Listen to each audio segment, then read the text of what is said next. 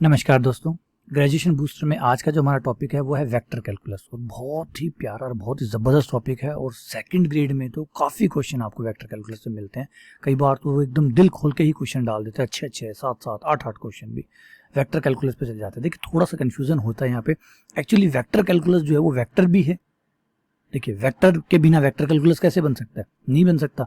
तो वेक्टर के question, vector calculus के क्वेश्चन प्लस कैलकुलस के क्वेश्चन जिसमें वेक्टर शामिल हो, इन सबको मिला के ये क्वेश्चन एक साथ बहुत सारे बन जाते हैं। तो अगर आपने ये जो हिस्सा है तीन चीजों का, वेक्टर कैलकुलस और वेक्टर कैलकुलस, इन तीनों को अगर आपने एक साथ कर लिया तो बात मानी बहुत क्वेश्चन आपको मिलने वाले हैं, बहुत क्वेश्चन आपको मिलने वाले। रिपीट कर रहा हूं, एक तो वेक्टर, ठीक है, एक वेक्टर कैलकुलस जो कॉलेज का टॉपिक है, ये आपका 12th का टॉपिक है, प्लस इसके अंदर एक टॉपिक और शामिल हो जाता है, वो है 3D। अगर आपने एनसीईआरटी की बुक देखी हो तो 3D जो है, मतलब समतल है या रेखा है, उसको सदिशों की सहायता से पढ़ाया गया। सदिशों के समीकरण भी सदिश समीकरण है। समतल का समीकरण सदिश रूप में, ठीक है, रेखा का समीकरण सदिश रूप में, तो वो टॉपिक भी सदिशों की वजह से इसमें मिक्स हो जाता है। तो वेक्टर हो गया, 11th 12th में है वेक्टर, दोनों साल है। थोड़ा हिस्सा 11th में, थोड़ा 12th में, इस तरीके से बांटा रहता है। कई बार एक ही जगह डला हुआ है। तो वेक्टर अच्छा खासा लंबा चौड़ा है, भरा पड़ा है। फिजिक्स भरी पड़ी है, आपकी मैथ्स भरी पड़ी है। फिर 3D आपका 12th का टॉपिक हो गया, जो कि वेक्टर की सहायता से बताया गया। तो वेक्टर, 3D और वेक्टर कैलकुलस, ये तीनों मिलके एक बहुत बड़ा क्वेश्चन बन जाता है। इवन इसके साथ हाथ बटाने के लिए आ जाता है मैकेनिक्स। मैकेनिक्स यानी स्थिति विज्ञान, यांत्रिकी, स्थिति विज्ञान और गति विज्ञान, स्थिति विज्ञान और गति विज्ञान। तो मैं कहूंगा इन टॉपिक्स को बहुत अच्छे से पढ़िएगा। ढेर सारे क्वेश्चन आपको यहाँ से मिलने वाले, बंडल मिलने वाला है क्वेश्चन होगा। आपने स्थिति विज्ञान पढ़ा है तो आपने देखा होगा बल की दिशा, सदिश नाम चलता रहता है। गति विज्ञान आप पढ़िए, वेग, त्वरण, सब सदिश है, तो भरे पड़े हैं सदिश से। तो वेक्टर जो है वो जहाँ सीधा सीधा वेक्टर है वो तो है ही है, और वेक्टर बाकी गणित के हर हिस्से में भी घुसा रहता है। तो आपने ये टॉपिक अगर अच्छे से पढ़ लिया, आपने वेक्टर अच्छे से पढ़ लिया, तो इस टॉपिक को, वेक्टर कैलकुलस को अगर आप पढ़ रहे हैं तो प्लीज पहले अपना वेक्टर पढ़ के आइएगा, 3D पढ़ के आइएगा, वेक्टर और 3D पढ़कर फिर वेक्टर कैलकुलस पढ़िएगा और फिर मैकेनिक्स पढ़िएगा। इस तरीके से इन 4 टॉपिक को आप पढ़िएगा। और मैं कह रहा हूँ इन 4 टॉपिक को मिला के आपको एक बहुत बड़ा बंच मिलने वाला है क्वेश्चनों का। जहां तक मैं एक्सपेक्ट करता हूं कि इन 4 टॉपिक को मिला के आपको 12 से 15 क्वेश्चन मिल जाएंगे। 12 से 15 क्वेश्चन बहुत होते हैं। 12 से 15 क्वेश्चन इन 4 टॉपिक को मिला के गुच्छा मिलेगा आपको क्वेश्चनों का। इसलिए वेक्टर कैलकुलस को पढ़ाने से पहले मैं आपको ये चीज़ें बताना चाहता हूँ कि आप इन टॉपिक को, वेक्टर कैलकुलस सीधा मत पढ़िएगा, इतना मज़ा नहीं आएगा, इतनी समझ में भी नहीं आएगा जब तक आप वेक्टर या 3D नहीं पढ़ के आते हैं। चलिए 3D को आप फिर भी छोड़ दिए, वेक्टर तो बिल्कुल पढ़ के आइए। वेक्टर पढ़ के फिर वेक्टर कैलकुलस को पढ़िए, और मैकेनिक्स को वेक्टर कैलकुलस 3D ये सब पढ़ने के बाद वेक्टर मैकेनिक्स को पढ़िएगा, ताकि समझ में आए। क्योंकि जो ना बेस चाहिए होता है, चौथा माला तीसरे माले के ऊपर खड़ा होता है, तो पहले तीसरा माला बनाएंगे तभी तो चौथा बनेगा। तो ये चीज़ें आपको करनी है। चलिए वापस आते हैं, वेक्टर कैलकुलस में आपको क्या क्या पढ़ना है। बहुत सारे बच्चों को ये पता ही नहीं है कि वेक्टर कैलकुलस में पढ़ना क्या क्या है। देखिए पहले तो एक फर्क समझिएगा, वेक्टर कैलकुलस का मतलब है सदिश कलन। ये आपके यूजी का टॉपिक होता है। सदिश मतलब जो आपका वेक्टर होता है वो, कलन का मतलब है अवकलन है समाकलन से, अवकलन है समाकलन से। सदिश कलन हो गया वेक्टर प्लस कैलकुलस, जो कि आपके यूजी का टॉपिक है, अंडर ग्रेजुएट का टॉपिक है, ठीक है। अब इसके अंदर क्या क्या है, सबसे पहले आता है सदिशों का अवकलन। सदिशों का अवकलन, सदिश के डॉट गुणा हो, चाहे क्रॉस गुणा हो, चाहे खाली सदिश हो, उसका अवकलन कैसे करते हैं और उसके क्या थोड़े बहुत उपयोग है और वो आपको बताना है। उसके बाद में हो जाते हैं संकारक, सदिश अवकल संकारक, जिसमें आपका ये बहुत इंपॉर्टेंट टॉपिक है, फिजिक्स में भी बहुत काम आता है। ये है संकारक। संकारक में आपका आता है प्रवणता यानी ग्रेडियंट, प्रवणता यानी ग्रेडियंट। ग्रेडियंट के बाद में आपका आता है डाइवर्जेंस, जिसे अपसरण कहते हैं। तीसरा होता है जिसे कर्ल कहते हैं। थोड़ा हिंदी के नाम बड़े पेचीदा हैं, ठीक है, इंग्लिश में नाम तो आप आराम से जानते हो कि प्रवणता यानी ग्रेडियंट, अपसरण यानी डाइवर्जेंस, कुंतल यानी कर्ल। तो ये होता है आपका डेल एफ, ये होता है डेल डॉट एफ। ये कैसे निकलते हैं, ये क्या काम आते हैं, इन पे कौन कौन से नियम है, वो आपको पढ़ना है। फिर सबसे इंपॉर्टेंट टॉपिक आता है नीचे नंबर 3 के ऊपर, जो कि है सर्वसमीकाएं, सदिश सर्वसमीकाएं या सदिश संकारक सर्वसमीकाएं, जिसमें ये आपके संकारक शामिल होंगे, सदिश शामिल होगा, सदिश संकारक सर्वसमीकाएं, इनइक्वालिटी, सॉरी आइडेंटिटी, सर्वसमीकाएं, आइडेंटिटी, वेक्टर आइडेंटिटी के नाम से इनको जाना जाता है। वैसे वेक्टर ऑपरेटर भी होना चाहिए क्योंकि डेल्टा, ग्रेडियंट ये सब शामिल होते हैं। ऑपरेटर, आइडेंटिटी, ये हर वेक्टर के लिए काम करती है। ऐसी कुछ सर्वसमीकाएं हैं जो बहुत बहुत इंपॉर्टेंट है, क्वेश्चन बनते हैं उसमें से, डायरेक्ट भी पूछी जा सकती है, क्वेश्चन बना के भी पूछा जा सकता है, ये पढ़ना है। उसके बाद में नंबर 4 है आपको सदिशों का समाकलन पढ़ना है। सदिशों का समाकलन पढ़ना है। सदिशों के समाकलन में आपको पढ़ना है कि सदिशों का समाकलन आप कैसे कैसे कर सकते हैं। खासकर इसमें समाकलन होता है रेखिक समाकलन। रेखिक समाकलन आपको, रेखा समाकलन जिसको कहते हैं, लीनियर इंटीग्रल जिसको कहते हैं, वो जरूर पढ़िएगा, बहुत कमाल का है, बहुत काम का भी है। उसके बाद में आ जाती है हमारी समाकलन प्रमेय, सदिशों पर आधारित समाकलन प्रमेय, इंटीग्रल थ्योरम, जिसमें 3 थ्योरम है, गॉस, स्टोक, ये 3 थ्योरम है। और यहां से एक क्वेश्चन डेफिनेटली गारंटी लेता हूं आएगा, और जहां तक चांसेस है गॉस पे आएगा, जहां तक चांसेस है गॉस पे आएगा एक पक्का, क्योंकि इतना इंपॉर्टेंट टॉपिक है, इसको छुए बिना, इसको टच किए बिना, इस क्वेश्चन को डाले बिना पेपर बनता ही नहीं। अगर आपका टॉपिक में वेक्टर कैलकुलस है तो फिर आपका ये क्वेश्चन यहाँ से ज़रूर बनता है, क्योंकि इससे ज़्यादा इंपॉर्टेंट हो भी क्या सकता है। तो ये चीज़ें आप ज़रूर पढ़िएगा। ये 5 टॉपिक है जो आपको वेक्टर कैलकुलस में पढ़ना है। काफ़ी लंबा सिलेबस है वेक्टर कैलकुलस का, काफ़ी सारी चीज़ें हैं, ये सब मिला के आपका वेक्टर कैलकुलस बनेगा। मुझे जो लगता है, कई बच्चे पूछे कि सर आपको क्या लगता है कहाँ से क्वेश्चन आ सकता है। देखिए, मुझे जो लगता है क्वेश्चन, जो मुझे लगता है, मेरी राय है अपनी, एक क्वेश्चन में यहाँ से आपको दूंगा कि ये क्वेश्चन यहाँ से बनेगा ही बनेगा। एक आपका सदिश संकारक जो है, एक यहाँ से आपको क्वेश्चन मिलने का पूरा चांस है। एटलीस्ट बता रहा हूँ, ये और भी हो सकते हैं। अगर 5 क्वेश्चन बने तो और तो बनेंगे।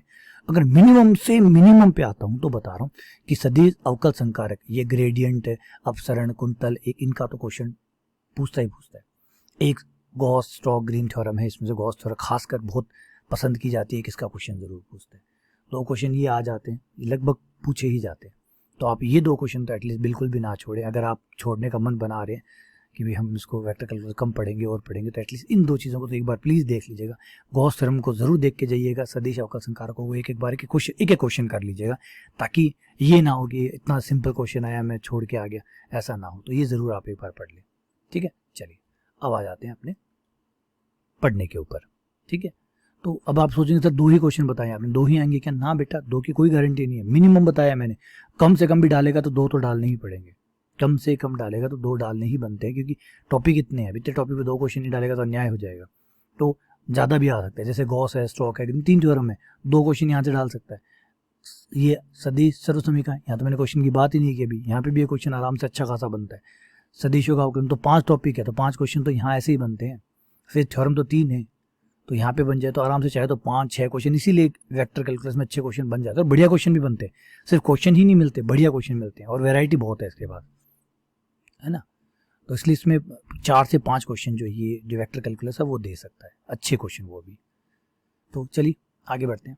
अब आ जाते हैं सदिश कलन। आपको बता दिए कि क्या आने वाला है, कैसे पूछा जा सकता है, उसके बारे में भी थोड़ी सी बात कर लेते हैं कि सदिश कलन का क्या मकसद है। सदिश कलन में पहले आपको एक फलन से स्टार्ट करना होगा। हमारा जो फलन था, जो हमने पहले पढ़े थे, वो बड़े सिंपल फलन होते थे कि भैया अदिश संख्या लेता था, अदिश संख्या लौटाता था। अदिश लिया, अदिश ही लौटाया, क्लियर था। अदिश लेता था, अदिश ही लौटाता था, तो हम उसे कहते थे अदिश फलन। एफ अदिश फलन है। अदिश फलन वो है जो हमें आउटपुट में अदिश देता है, मतलब जिसका आंसर है वो 5, 15, 13, 12, 11 कोई नंबर आ गया, वो अदिश फलन है। अब इसी फलनों की परिभाषा को थोड़ा सा आगे बढ़ा के हमने बनाए सदिश फलन। सदिश फलन वो होते हैं जिनका आंसर सदिशों में आता है, मतलब इनका आंसर 2, 3, 5 नहीं आएगा, इनका आंसर आएगा 2i, 3j, 4k, 5i, 5j, 6k, कुछ भी आए, i, j, k में आएगा, मतलब वेक्टर फॉर्म में आएगा। इनका आउटपुट वेक्टर फॉर्म में आएगा, क्लियर है। आप टी का मान रखेंगे, टी का मान रखने के बाद एक जो आपको अदिश मान दे रहा है, एक जो आपको सदिश मान दे रहा है। जो अदिश मान दे रहा है वो अदिश फलन, जो सदिश मान दे रहा है वो सदिश फलन। समझ में आई बात? चलिए, नहीं समझ में मैं एग्जाम्पल से बता देता हूँ। 2 फलन का एग्जाम्पल देखिए, ये हो गया। अब यहाँ पे देखिए, अब टी का मान दोनों में मैं सेम रख रहा हूँ। टी का मान 1 रखने पर यहाँ मुझे मिला 1 का स्क्वायर प्लस 1, 2, तो अदिश संख्या मिली। आउटपुट पे बात करिए, जो आंसर आ रहा है उस पर देखिए क्या आया, अदिश, कोई आई जे के नहीं है। लेकिन जब यहाँ पे टी का मान 1 रखता हूँ तो मुझे जो आंसर प्राप्त होता है वो एक सदिश है, I cap, plus 2j cap plus k cap आया, वेक्टर मिला मुझे, तो उसको कहते हैं सदिश फलन। तो अदिश फलन वो होते हैं जो आपको अदिश मान देते हैं, सदिश फलन वो होते हैं जो आपको सदिश मान देते हैं, यानी ये फलन जो है ये सदिश फलन, इसलिए इसके ऊपर हमें एरो लगाना चाहिए क्योंकि ये नॉर्मल फलन नहीं है, ये एक सदिश फलन है। क्लियर हुआ? तो हमने अदिश फलनों के अवकलन तो किए हैं, अदिश फलनों के तो अवकलन हमने किए हैं, तो क्या सदिशों के अवकलन नहीं हो सकते? जवाब है हाँ जी, बिल्कुल हो सकते। जैसे हमने अदिशों के अवकलन किए हैं, क्या वैसे हम सदिशों के अवकलन नहीं कर सकते? है ना? तो जवाब है हाँ जी, बिल्कुल किया जा सकता है। जैसे अदिशों के अवकलन होते हैं वैसे सदिशों के भी अवकलन हो सकते हैं। बस इसी क्वेश्चन से गणित में एक ब्रांच और तैयार हो गई जिसका नाम था सदिश कलन। सदिशों का भी अवकलन, अदिशों का अवकलन तो होता ही आया है, शुरू से ही होता आया है। नई बात तो ये है कि सदिशों का भी अवकलन कर रहे हैं। समझे? कुत्ते तो पालते आए हैं, पहली बार शेर पालना शुरू कर रहे हैं। ठीक है, क्लियर हुई बात? तो ऐसा ही अब हम करने वाले हैं। ये था हमारा खाली कलन, इसको कलन कहते थे कि भैया सिर्फ अवकलन कर दिया। ऑब्वियसली बात है, बोलने की जरूरत ही नहीं थी क्योंकि अदिश था, क्या बोलने की जरूरत है। इस बार सदिश है प्लस अवकलन है तो उसको क्या कहना चाहिए? सदिश कलन। तो सदिश कलन ब्रांच का मतलब यही है कि आप सदिशों का अवकलन करने वाले हैं, आप सदिशों का अवकलन करने वाले हैं। ये वेक्टर कैलकुलस है। क्लियर हुआ? कैसे करते हैं थोड़ा सा वो बता देता हूँ। मान लीजिए आपका कोई सदिश फलन इस रूप में है f1 f3 k कैप। तो जैसे ही जब आप इसका अवकलन करेंगे, एक चीज याद रखिएगा, अवकलन कभी भी किसी की प्रवृत्ति चेंज नहीं करता या प्रकृति चेंज नहीं करता, नेचर को नहीं बदलता। सदिश है तो अवकलन करने के बाद जो आपको मिलेगा वो भी सदिश है तो सदिश मिलेगा, अदिश है तो अदिश मिलेगा, जो था वो वैसा ही ले जाता। अवकलन किसी की प्रकृति में बदलाव नहीं करता है, उसकी जो भी नेचुरल चीज है जो वो जैसा है वो वैसा ही रखता है।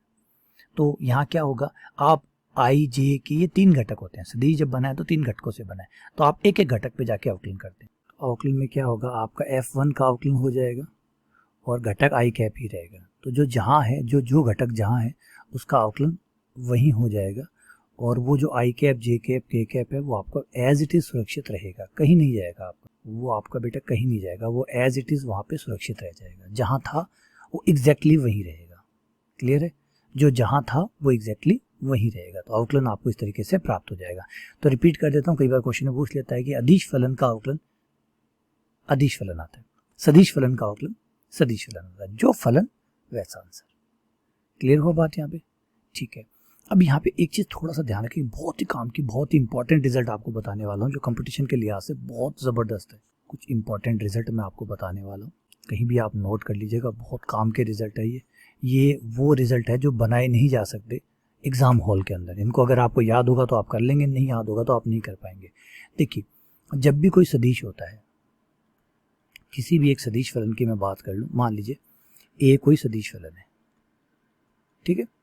अब सदिश फलन जो होते हैं वो अचर हो सकते हैं। अचर सदिश कब कहते हैं? अचर सदिश तब कहते हैं जब जिसकी ना तो दिशा बदले ना परिमाण बदले। ध्यान से सुनिए, कांस्टेंट वेक्टर, कांस्टेंट वेक्टर वो जिसकी डायरेक्शन भी कांस्टेंट हो और जिसका मैग्नीट्यूड भी कांस्टेंट हो। तो अचर सदिश का मतलब क्या होता है? अचर परिमाण, अचर दिशा। परिमाण निकालेंगे वो भी अचर आएगा, दिशा निकालेंगे वो भी अचर आएगा। अचर परिमाण, अचर दिशा, ऐसे सदिश अचर सदिश कहलाते हैं। रिपीट कर रहा हूं, दोबारा से समझा रहा हूं कि अचर परिमाण, अचर दिशा। एग्जाम्पल ले लेते हैं ताकि आपको समझ में आ जाए। मान लीजिए ये आपका एक वेक्टर आई प्लस 2j प्लस के। अब इस सदिश का मान टी पे डिपेंड ही नहीं कर रहा, तो दिशा जो है वो हमेशा आई प्लस 2j प्लस के रहेगी। और परिमाण निकालेंगे तो परिमाण इसका आएगा अंडर रूट आई के गुणांक का स्क्वायर प्लस जे के गुणांक का स्क्वायर प्लस के गुणांक का स्क्वायर बराबर अंडर रूट 6। ये आपका अंडर रूट 6 आ गया। तो ना इसकी दिशा बदलेगी ना इसका परिमाण बदलेगा, मतलब दोनों अचर है। तो ऐसे अचर सदिश का आपको पता कैसे चलेगा? क्या शर्त होती है? किसी सदिश के अचर होने की शर्त क्या है? तो किसी सदिश के अचर होने की सदिश है उसका अवकलन अगर शून्य आता है, अगर उसका अवकलन शून्य सदिश है तो वो परिमाण एवं दिशा दोनों से अचर है। परिमाण एवं दिशा दोनों से अचर है। ये पूछता है अचर सदिश कौन सा होता है, 4 शर्तें डाल देगा फिर पूछेगा। ठीक है, क्लियर होगी यहाँ पे बात। दूसरे टाइप के बारे में बात करते हैं, वो सदिश जिनका परिमाण अचर है, परिमाण अचर सदिश। इसका मतलब दिशा बदल रही है, उनकी दिशा बदल रही है, परिमाण नहीं बदल रहा है। तो सर ऐसा भी होता है? ऐसा भी होता है, परिमाण नहीं बदल रहा परंतु दिशा बदल दे। बिल्कुल होता है बेटा, चलिए दिखा देता हूँ। ये लीजिए आपका एक सदिश sine t i cap plus cos t j cap plus 0 k cap. अब आप इस वेक्टर में टी का मान रखिए, टी का जो भी मान रखेंगे हर बार वेक्टर चेंज हो जाएगा। जैसे 90 टी का मान π/2 रखा तो आ जाएगा आई प्लस 0j प्लस 0 के। टी का मान जब आप 0 रखेंगे तो 0i प्लस 1j प्लस 0 के, मतलब एक बार एक्स की तरफ जाने लग जाएगा। जब आप 90 डिग्री रखेंगे तो टी का मान π/2 रखेंगे तो एक्स की दिशा में जाएगा, मतलब आई की दिशा में जाएगा। और जब आप 0 डिग्री रखेंगे तो ये जे की दिशा में जाएगा, मतलब वाई की दिशा में जाएगा। तो इसकी दिशा हर टी के मान के लिए चेंज होगी। लेकिन जब आप इसका परिमाण निकालेंगे तो आप देखेंगे इसका परिमाण चेंज नहीं हो रहा है, क्योंकि वो आएगा आपका under root cos square t plus sine square t plus 0 का स्क्वायर, जो कि हो गया 1। Sine square t plus cos square t बराबर 1। तो ये क्या हुआ, ये क्या हुआ, परिमाण अचर सदिश या अचर परिमाण सदिश, ऐसा सदिश जिसका परिमाण अचर होता है। अब बात यह है कि कैसे पता चलेगा कि किसी सदिश का परिमाण अचर है। शर्त क्या है, शर्त ये है कि अगर किसी वेक्टर को उसी वेक्टर के अवकलन के साथ डॉट गुणा करवाई जाए और 0 आता हो तो इसका मतलब वो सदिश का परिमाण अचर है, उस सदिश का परिमाण अचर। देख क्वेश्चन सीधा पूछेगा, सदिश का परिमाण अचर होने की आवश्यक है पर्याप्त शर्त बताइए। मैंने कहा ना, ये एग्जाम में नहीं बना सकते आप, पहले से अगर आपके पास बनी हुई है तो ठीक है, नहीं तो गया। अच्छा, अचर दिशा सदिश, अचर दिशा सदिश भी होते हैं, बिल्कुल होते हैं। अच्छा कंफ्यूज क्यों सर, दिशा अचर है परिमाण बदल रहा है, तो हो सकता है ना मैं एक सीधी रेखा में चलूं और मैं कभी धीरे चलूं कभी तेज चलूं, तो क्या होगा, परिमाण चेंज हो रहा है परंतु दिशा चेंज नहीं हो रही, क्योंकि मैं लाइन में चल रहा हूँ सीधी लाइन में। तो ऐसा हो सकता है, कैसा हो सकता है, बिल्कुल हो सकता है बेटा। ये लीजिए, ये वेक्टर लीजिए T I T J T के। ओके सर, इसकी दिशा बदल रही है, कहाँ बदल रही है, टी कॉमन आ जाएगा। आप 1 रखेंगे तो आएगा आई प्लस जे प्लस के, 2 रखेंगे तो 2 कॉमन आई प्लस जे प्लस के। तो दिशा तो आई प्लस जे प्लस के की दिशा में रही ना, डायरेक्शन तो आई प्लस जे प्लस के का गुणांक आ रहा है, गुणांक 1 आ रहा है 2 आ रहा है, मतलब परिमाण जो है वो डबल ट्रिपल ये हो रहा है, परिमाण बदल रहा है। ये तो परिमाण हुआ, जब आप परिमाण निकालेंगे तो आपको ये बात समझ में आएगी कि परिमाण जो है इसका वो आएगा T square plus T square plus T square T बाहर टी अंडर रूट 3। तो परिमाण टी पे डिपेंड कर रहा है, इसका मतलब परिमाण लगातार चेंज होगा। लेकिन दिशा, तो आप कहेंगे सर दिशा देखिए टी पे डिपेंड कर तो रही है बेटा, टी पे डिपेंड। अब आप बताइए, आई प्लस जे प्लस के, कोई वेक्टर इस दिशा में जा रहा है और कोई vector 2i plus 2j plus 2 के दिशा में जा रहा है, क्या दोनों की दिशा अलग अलग है? नहीं साहब, एक ही दिशा, एक ही दिशा है, दोनों के परिमाण में अंतर है। क्योंकि अगर आपका वेक्टर पोर्शन सेम होता है, जैसे मैं इसमें से 2 कॉमन ले लूंगा तो आपका वेक्टर पोर्शन 1 है।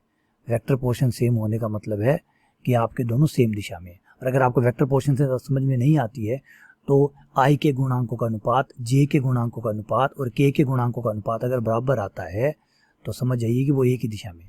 तो आप यहाँ पे पहला t का मान पहला रखिए, कोई भी एक रख दीजिए, फिर कुछ और रख दीजिए, अनुपात निकाल के देखिए अनुपात सेम आ रहा है, सेम आ रहा है, इसका मतलब डायरेक्शन नहीं बदली है। तो ये अचर सदिश, कैसे पता चलेगा कि अचर दिशा वाला सदिश है, मतलब परिमाण तो बदल रहा है लेकिन दिशा नहीं बदल रही, ये कैसे पता चलेगा? ये ऐसे पता चलेगा, किसी सदिश ए को उसी के अवकलन के साथ क्रॉस गुणा करिए और 0 वेक्टर आता है तो समझ जाइए कि वो एक अचर दिशा वाला सदिश है। ये 3 बातें हैं, ये 3 छोटी चीजें हैं, एक क्वेश्चन आराम से प्यारा बन सकता है, इसलिए प्लीज इसको अच्छे से पढ़ लीजिएगा। क्लियर है? चलिए आगे बढ़ते हैं, 1-2 एग्जाम्पल करके देखते हैं अवकलन के, ताकि ये बात हमें और अच्छे से समझ में आ जाए। एक एग्जाम्पल ले लेते हैं। मान लीजिए आर कोई वेक्टर है आपका जो कि टी का फलन है, जो कि बराबर है टी स्क्वायर आई cap plus sign T j cap plus cos T के कैप। बेटा मैं पहले से बता देता हूँ, ग्रेजुएशन बूस्टर में मैं बहुत डिटेल में नहीं जाना चाहता, देखिए बताने के लिए बहुत कुछ है, वो तो लंबा पूरी बुक है, ये पूरी बुक है, कम से कम 40-50 लेक्चर आराम से बन जाते हैं इस टॉपिक के ऊपर। अगर आप छोटे लेक्चर 20-20 मिनट के बना रहे हैं, तो थोड़े बड़े बना रहे हैं तो 20 लेक्चर मान लीजिए, लेकिन छोटा टॉपिक नहीं है ये। लेकिन मैं कोशिश कर रहा हूँ कि इसको, है ना, सागर को गागर में बंद करने की कोशिश कर रहा हूँ, गागर में सागर वाली जो कहावत होती है वो कोशिश कर रहा हूँ, बंद करने की कोशिश कर रहा हूँ, ताकि कोई मोटी चीज़ जो है ना वो ना छूटे, कोई मोटी चीज़ ना छूटे, ऐसी जो एग्जाम में आने वाली वो चीज़ ना छूट जाए कहीं। तो मैंने कोशिश की है वो कवर करने की, आगे भी कोशिश कर रहा हूँ। तो चलिए हम अवकलन पे आते हैं सीधा। ये मैंने इस सदिश फलन का अवकलन शुरू कर दिया। तो जैसे टी के सापेक्ष अवकलन करूंगा, ये आ जाएगा 2t आई कैप, ये लीजिए, ये आपका D R over D T आ गया। क्लियर हुआ आपका?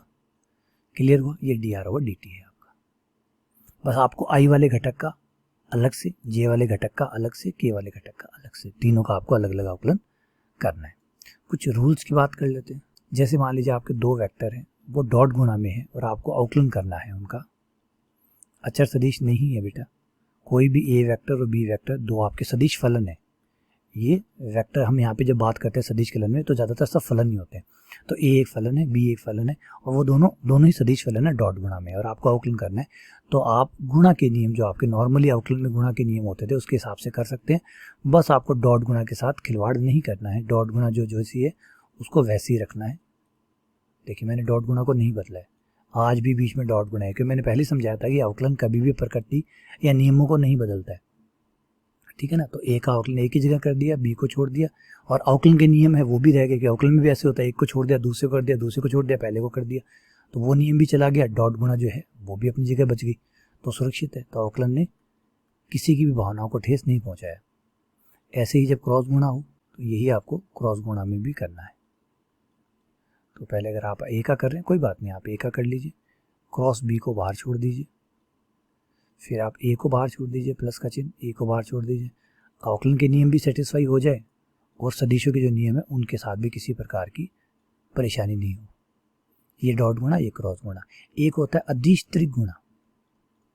अदिश त्रिक गुणा कोई दिक्कत नहीं है। देखिए अवकलन कितना समझदारी से काम करता है वो देखिए आप। अदिश त्रिक गुणा होती है ए डॉट बी क्रॉस सी। तो ए का अवकलन किया, ये लीजिए ए का अवकलन किया, अवकलन वहाँ पहुँच जाता है। ये होम डिलीवरी है, जो जहाँ है अवकलन देखिएगा वहाँ पहुँच जाएगा। कोई डॉट को चेंज नहीं करेगा, कोई क्रॉस को चेंज नहीं करेगा। देखिए दिख रहा है आपको, अवकलन ने किसी को भी परेशान नहीं किया। जो जहाँ था अवकलन वहाँ उसके पास जाके उसका अवकलन करके आया। इसे कहते हैं होम कॉल। ठीक है ना, क्लियर है, ये हो गया। इसके बाद में चौथा होता है आपका सदिश त्रिगुणन। अगर सदिश त्रिगुणा हो तो ए क्रॉस बी क्रॉस सी। तो सदिश गुणा हो तो कोई बात नहीं, जैसे मैंने कहा था कि अवकलन तो अपना काम करता ही है, वो वहीं जाता है, जो जहाँ होता है वो उसके पास जाता है और उसका अवकलन करता है। किसी के साथ भी परेशानी नहीं आने देता, बस जो जहाँ है भाई साहब उसके पास जाते हैं, उसका अवकलन करते हैं और आ जाते हैं। और सबकी बारी आती है। देखिए कोई को भी नहीं छोड़ा हमने, सबकी बारी वन बाय वन आई है। हाँ देर सवेर हो सकता है, उसके लिए हम माफ़ी मांग लेंगे, लेकिन अवकलन देखिए सबका हुआ है। ए की जगह ए का हुआ है, बी की जगह बी का हुआ है, सी की जगह सी का हुआ है। और आप एक चीज़ और देखेंगे, सदिश सदिश थे, अगर पहले सदिश थे तो बाद में भी सदिश है, और पहले अदिश थे तो बाद में भी अदिश है, कुछ भी नहीं बदला है। क्लियर हो गया आपको, समझ में आ गया ये। तो ये अवकलन के हमारे रूल्स हैं सदिशों के साथ। ठीक है, आइए आगे बढ़ते हैं। अब यहाँ पे मैं आपको एक चीज़ बताऊंगा कि आप अदिश त्रिगुणा और सदिश त्रिगुणा ज़रूर पढ़ के आइएगा, बहुत काम की चीज़ें। अदिश त्रिक एवं सदिश त्रिगुणा, वेक्टर ट्रिपल प्रोडक्ट और स्केलर ट्रिपल प्रोडक्ट, ये ज़रूर पढ़ के आइएगा, बहुत काम की चीज़ें हैं। ये आपको जो सीनियर का जो वेक्टर टॉपिक है उसके अंदर आपको ये चीज़ें मिलेगी, ज़रूर से पढ़ें। इस पे एक प्यारा क्वेश्चन बनने की जगह है, अच्छा क्वेश्चन यहाँ से बन सकता है, क्योंकि अदिश त्रिगुणा जो होता है वो आयतन को निरूपित करता है, ठीक है, समतलीय होने को प्रदर्शित करता है, इस तरीके से कई चीज़ों का अदिश त्रिगुणा दिखाता है। सदिश त्रिगुणा में कोण वाला खेल जो है ना वो बहुत इंटरेस्टिंग खेल है। तो एग्जामिनर को भी लगता है कि यार ये पूछो, थोड़ा सा इसको क्रॉस गुणा करवाओ बच्चे से, थोड़ा सा और करवाओ, तो बच्चा कंफ्यूज होगा, और कन्फ्यूज़न का फ़ायदा कंपटीशन उठाता ही है, क्योंकि माइनस मार्किंग होती है। तो ये टॉपिक ज़रूर आप वहाँ से पढ़ लीजिएगा, और फिर यही टॉपिक अगला हिस्सा जो अवकलन है वो आपको यहाँ से मिल जाएगा। तो जो बुक के ज़रिए मैं पढ़ाता हूँ वो है नवकार पब्लिकेशन की बुक, डॉक्टर गोखरू की बुक वेक्टर कैलकुलस, जो कि बीएससी फर्स्ट ईयर में चलती है, डॉक्टर गोखरू। आप भी इस बुक के थ्रू जाएं, बहुत अच्छी बुक है, बहुत अच्छे क्वेश्चंस है इसके अंदर, और देखा गया कि कंपटीशन वाले इसमें से क्वेश्चन सीधा उठाते हैं, तो आपको बहुत फ़ायदा होगा, तो इसके साथ ज़रूर जाइए। ठीक है, चलिए आगे बढ़ते हैं। सदिश कलन का उपयोग या अनुप्रयोग, जिसे कहते हैं एप्लीकेशन, क्या काम आएगा ये हमारे। तो देखिए इसके पास चमत्कारी शक्तियाँ हैं, इसके पास ब्रह्मांड की दो चमत्कारी शक्ति हैं। एक तो है सदिश की शक्ति, और सदिश बिना आपको पता ही है कि आपकी फिजिक्स का पत्ता नहीं हिलता। दूसरा जो इम्पोर्टेंट हिस्सा है वो है आपका कलन। कलन जो है वो तो फिजिक्स की जान है, प्राण है, ठीक है ना, प्राण वायु है ये। तो जब आप बताइए कि सदिश और कलन मिक्स हो जाए तो कहाँ उपयोग नहीं है, तो आप कहेंगे सर जहाँ से शुरू करो वहाँ से उपयोग है, जहाँ से शुरू करो वहाँ से उपयोग है।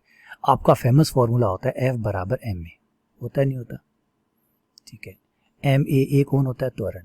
त्वरण किसे कहते हैं आप, वेग में परिवर्तन की दर। वेग एक सदिश राशि है, उसमें परिवर्तन की दर यानी अवकलन है, तो v क्या हुआ वेक्टर, d और dt क्या हुआ कलन। तो आपका हर बेसिक से बेसिक फॉर्मूला सदिश कलन का ही रूप है। और बल्कि उठा के देख लीजिए, कोई और चीज फॉर्मूले जो आपके पास है वो उठा के देख लीजिए, आप देखेंगे कि मोटे मोटे फॉर्मूले सदिश और कलन के मिक्स करके बनाए गए। तो सदिश और कलन का मिक्स करना सदिश कलन, तो यही उपयोग है सदिश कलन का। तो सदिश कलन क्या करता है, सीधा वार करता है बेसिक के ऊपर। बेसिक क्या है, अगर r जो है वो आपका स्थिति सदिश है। स्थिति सदिश का मतलब है कि कोई कण कहाँ रखा हुआ है उसकी जगह बता रहा है। अगर r सदिश मतलब कुछ ऐसी बात कह रहा हूँ, आपका कोई कण कहाँ रखा हुआ है, मान लीजिए p कोई पॉइंट है, वो x y z पे रखा हुआ है, तो इस p का जो सदिश होगा जिसे स्थिति सदिश कहेंगे, ओ से मिलाने बाद में जो OP बनेगा जिसे रिप्रेजेंट करेंगे हम r के द्वारा। तो ये जो स्थिति सदिश है p, अगर ये हमें पता है और बिंदु p जो है वो गति कर रहा है, किसी भी पथ के ऊपर गति कर रहा है, घूम रहा है, खाली एक जगह खड़ा थोड़ी रहेगा, घूमेगा तो सही। तो जब ये घूमता है तो उसकी चाल बनेगी, है ना, स्पीड आएगी, इसके अंदर वेग आएगा। तो वो जो वेग है वो हम इसका आकलन करके, स्थिति सदिश का आकलन करके, जो कि सदिश था, सदिश का आकलन कर दिया जिससे हमें वेग प्राप्त हो गया कि इस कण का वेग क्या है, dx ओवर dt। और सिर्फ वेग ही नहीं आया, और जो कमाल की बात आपको पता चलेगी वो ये है कि आपको ये पता चला कि x की दिशा में कितना वेग है, y की दिशा में कितना वेग है, z की दिशा में, पूरा का पूरा विस्तृत विश्लेषण करके आया है। x की दिशा में इतना वेग है, y की दिशा में इतना वेग है, z की दिशा में इतना वेग है। और अगर मान लीजिए कण जो है वो वेग में भी कभी धीमा हो रहा है कभी तेज हो रहा है, तो वेग में परिवर्तन हो रहा है। वेग में परिवर्तन जो है वो त्वरण है, वेग में परिवर्तन त्वरण है। तो ये आपको बताएगा कि x की दिशा में कितना त्वरण है, मतलब वेग जो है वो x की दिशा में कितना बदल रहा है, y की दिशा में वेग कितना बदल रहा है, और z की दिशा में वेग कितना बदल रहा है। और आपको पता ही है कि जब आपको वेग जो है वो किसी चीज़ से बन जाता है तो हमारी जो फिजिक्स का बहुत बड़ा हिस्सा है वो वेग पे डिपेंड करता है, स्थिति सदिश पे, त्वरण पे, इन्हीं पे तो बल बनता है। बल बिना त्वरण के नहीं बनेगा, त्वरण वेग में परिवर्तन के बिना नहीं बनेगा, वेग में परिवर्तन जो है वो विस्थापन के बिना नहीं आएगा। तो ये सब चीज़ें मिलके ही सारी फिजिक्स का मोटा मोटा हिस्सा तैयार करती है। तो इसलिए ये इसका है अनुप्रयोग। आप जो स्थिति सदिश है उसका टी के साथ आकलन कीजिए, वेग बन जाएगा, पुनः आकलन कीजिए, त्वरण बन जाएगा। क्लियर हुआ, ये हो गया उपयोग। यहाँ तक क्लियर है। चलिए संकारकों पे आते हैं। आगे है हमारा अवकल संकारक। अवकल जिसे हम कहते हैं डिफरेंशियल ऑपरेटर। डिफरेंशियल ऑपरेटर ये है डेल, कमाल का डेल। डेल बराबर होता है I cap del over del X plus J cap. आंशिक अवकलन का इस्तेमाल होता है इसके अंदर।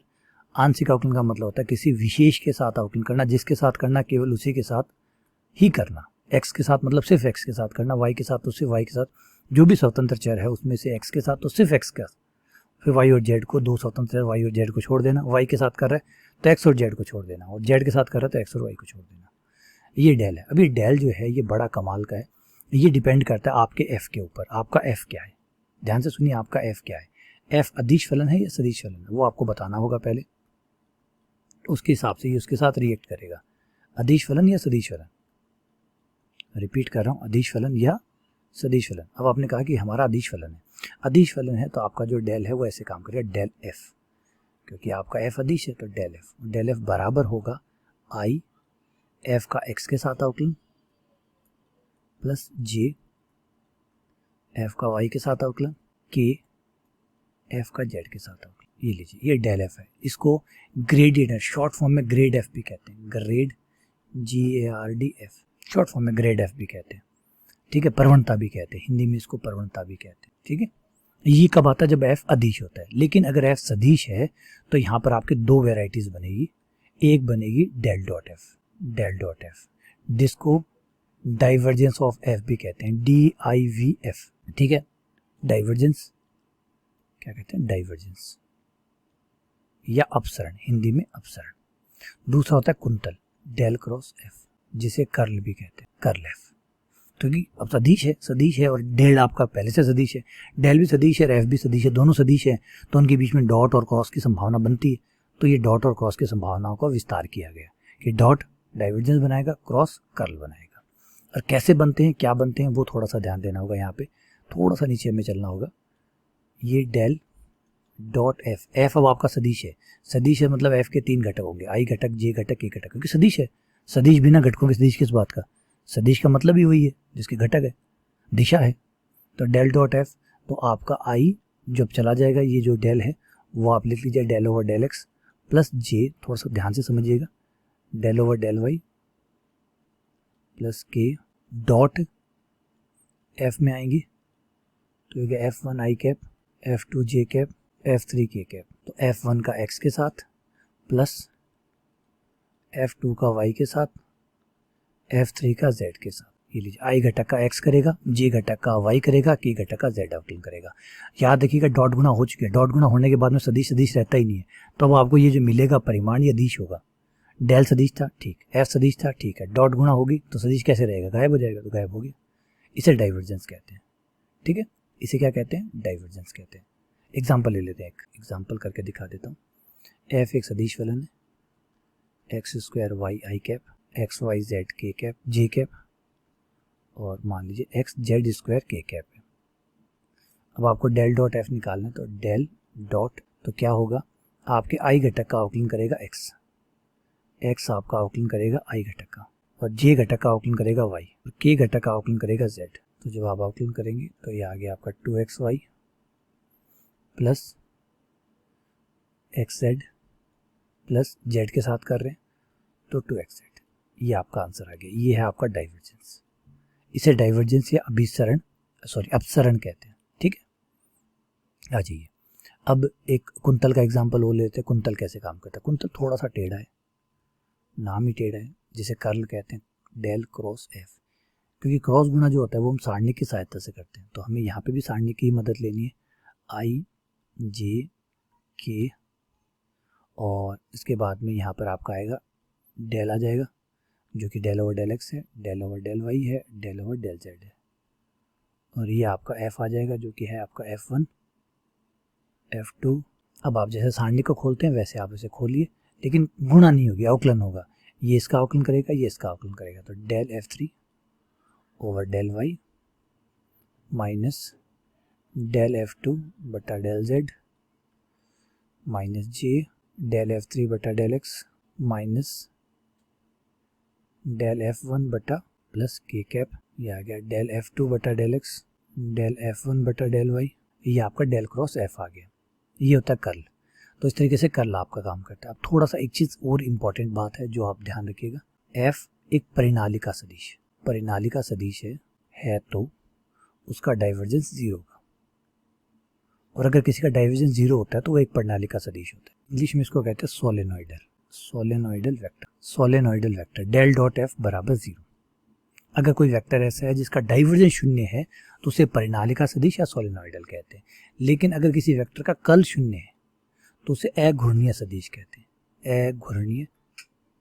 अघूर्णीय सदिश, उसका कर्ल शून्य होता है। डेल क्रॉस एफ बराबर जीरो वेक्टर, इस बार जीरो लिख रहा हूँ, यहाँ जीरो वेक्टर कैसे, यहाँ जीरो वेक्टर, क्योंकि बेटा डॉट गुण है ना, डॉट गुण है तो अदिश वाला जीरो बनेगा। देखिए जीरो भी दो प्रकार के होते हैं, एक तो अदिश वाला जीरो, एक सदिश वाला जीरो।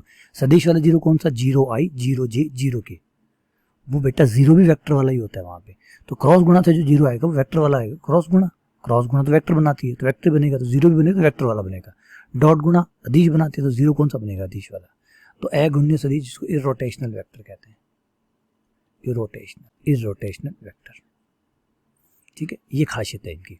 अब थोड़ा सा ग्रेडियंट पे एक बार दोबारा आते हैं। ग्रेडियंट बड़े ही कमाल की चीज़ है, इसमें कई खास बातें, उसकी बात कर लेते हैं। ग्रेडियंट की एप्लीकेशन के अनुप्रयोग, मतलब कहाँ कहाँ काम आ सकता है यार, कई जगह काम आता है। सबसे पहले काम आता है दिक् अवकलज निकालने के लिए, डायरेक्शनल डेरिवेटिव निकालने के लिए, दिक् डायरेक्शनल डेरिवेटिव निकालने के काम आता है। आप इसकी सहायता से डायरेक्शनल डेरिवेटिव निकाल सकते हैं। डायरेक्शनल डेरिवेटिव क्या है, अगर मान लीजिए ये आपका कोई कर्व है, इस कर्व के किसी बिंदु P पर, ये P कोई पॉइंट है, इस P पॉइंट पे आप अवकलन की दिशा जानना चाहते हैं, P पॉइंट पे जो अवकलन है उसकी दिशा आप जानना चाहते हैं, तो आप इससे निकाल सकते हैं, दिक् अवकलज कहते हैं उसे, अवकलज की दिशा, दिशात्मक अवकलज। तो मान लीजिए ये आपका दिशात्मक अवकलज है, ये कितना होगा, तो आपको जो बताना होगा डेल, और आपका जो पृष्ठ है जो उसका एफ है, मान लीजिए ये एफ है, तो डेल एफ आप निकालेंगे और वो आपका दिक अवकलज होगा। अब किसी दिशा में निकालना हो तो उस दिशा के साथ डॉट गुणा कर दीजिएगा। मान लीजिए आपने कहा कि हमें इस दिशा में नहीं निकालना सर, हमें तो इस दिशा में निकालना है, तो जिस दिशा में आपको निकालना हो उस दिशा के साथ डॉट गुणा कर दीजिएगा। पहले तो रिपीट करो, पहले तो उस बिंदु पर, जो भी वो बिंदु है उस बिंदु पे आप ग्रेडियंट निकालेंगे, डेल एफ निकालेंगे। डेल एफ निकालने के बाद में उस दिशा के साथ, जिस दिशा में निकालना चाहते हैं उस दिशा के एकांक सदिश के साथ डॉट गुणा कर दीजिएगा, उस दिशा के साथ डॉट गुणा कर दीजिएगा। चलिए समझाता हूँ, एक एग्जाम्पल से समझाता हूँ ताकि ये बात आपको पूरी समझ में आ जाए। मान लीजिए आपका एक प्रश्न है f बराबर एक्स वाई जेड, और आपको इसके बिंदु 1 1 0 पर, और दिशा जो है वो ये है i प्लस 2j प्लस 2 के, इस दिशा में आपको दिक अवकलज का मान निकालना। ध्यान से समझिए, ये वो पृष्ठ हो गया, ये वो P बिंदु हो गया, ये वो दिशा होगी जिस दिशा में आपको अवकलन का मान चाहिए। ध्यान से सुनिए दोबारा से, F कौन हुआ, ये व्हाइट वाला जो कर्व है ये इसका समीकरण हो गया, जो भी है जैसा भी वक्र बनेगा, मान लीजिए ऐसा बना। इसका जो भी बिंदु है P, जिसके निर्देशांक दिए हुए वो P बिंदु हो गया। उस बिंदु पर हमें इस दिशा में, जो ये दिशा है, इस दिशा में पता करना है कि अवकलन का मान कितना होगा। तो सबसे पहले क्या करना होगा, हमें डेल एफ निकालना होगा, डेल एफ निकालना होगा, ग्रेडियंट एफ निकालना होगा। ग्रेडियंट एफ निकलता है I del F over del X plus J del F over del Y plus K del F over del Z. मान रख दीजिए एफ का मान जब मैं यहाँ रखूँगा तो एक्स के साथ अवकलन हो जाएगा तो ये वाई जेड आ जाएगा, वाई जेड आई कैप, फिर वाई के साथ अवकलन होगा तो एक्स जेड जे कैप, फिर जेड के साथ होगा तो एक्स वाई के कैप। ये आपका डेल एफ आ गया। अब डेल एफ कौन से बिंदु पे निकालना है, पी बिंदु पे, तो ये दिक अवकलज है जो आप पी बिंदु पे निकाल रहे हैं। पी बिंदु पे दिक अवकलज, पी का मान है 1 1 0, एक्स 1 रखना है, वाई 1 रखना है, जेड 0 रखना है। 0 रखती हो गया 0 आई, एक्स जेड ये यहाँ रख दीजिए, एक्स और जेड का मान ये भी 0 हो गया 0 जे प्लस एक्स वाई ये हो गया 1 के, ये आ गया डेल एफ पी बिंदु पे। अब हमें दिक अवकलज निकालना है, वो भी उस दिशा में जिस दिशा में बताया गया, del dot f p dot n cap. तो ये आपका आई 0 जे 0 के, ये दिक अवकलज आ गया। रिपीट कर रहा हूँ, ये दिक अवकलज है पी बिंदु पे, लेकिन हमें दिक अवकलज नहीं चाहिए, हमें किसी दिशा बताइए उस दिशा में चाहिए। प्रॉब्लम ये है, तो उस दिशा के साथ डॉट गुणा करना होगा एकांक सदिश के साथ। तो ये आई प्लस 2j प्लस 2 के, ये आपका सदिश। एकांक सदिश बनाने के लिए परिमाण का भाग देना पड़ता है, इसका परिमाण आएगा 3, क्योंकि 1 का स्क्वायर 1, 2 का स्क्वायर 4, 2 का स्क्वायर 4, 4 4 8 और 1 9, 9 का वर्गमूल 3, तो 3 बार आ गया।